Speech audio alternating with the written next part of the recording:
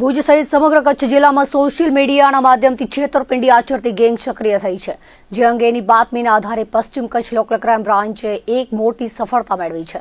પોલીસને મળેલી ચોક્કસ વિગતો મુજબ એરપોર્ટ રિંગ રોડ પર આવેલી ખારી નદી પાસે એક મહિન્દ્રા થાર ગાડીમાં સવાર થઈ કેટલાક શખ્સો લોકો સાથે વિશ્વાસઘાત કરવાની પેરવીમાં હતા.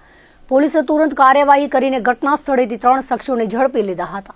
આ શખ્સો ફેસબુક અને ઇન્સ્ટાગ્રામ જેવા પ્લેટફોર્મ પર ઉમેશ ચૌહાણ નામનું નકલી એકાઉન્ટ બનાવીને લોકોને બજાર ભાવ કરતાં ખૂબ જ સસ્તા દરે સોનાના બિસ્કિટ આપવાની તેમજ 3 લાખ રૂપિયાના બદલામાં 10 લાખ રૂપિયાની ભારતીય ચલણી નોટો આપવાની લાલચ આપતા હતા.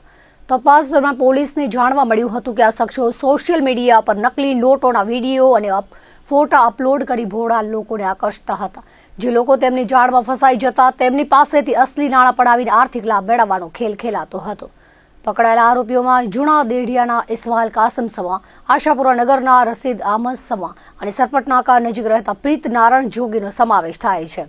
પોલીસે તેમની પાસેથી 4 મોબાઈલ ફોન, 10 લાખની કિંમતની મહિન્દ્રા થાર ગાડી અને 500ના દરની નકલી નોટોના 5 બંડલો કબજે કર્યા છે. આ ટોળકીમાં અન્ય એક આરોપી દ્રોબાણા હાલે આશાપુરા નગરનો ઓસમાણ ઉર્ફે ટાર્ઝન પણ સંડોવાયેલો હોવાનું ખુલ્યું છે, જે હાલ ફરાર છે. ભુજ શહેર એ ડિવિઝન પોલીસ મથકે આ મામલે ગુનો નોંધીને પોલીસે વધુ તપાસ હાથ ધરી છે.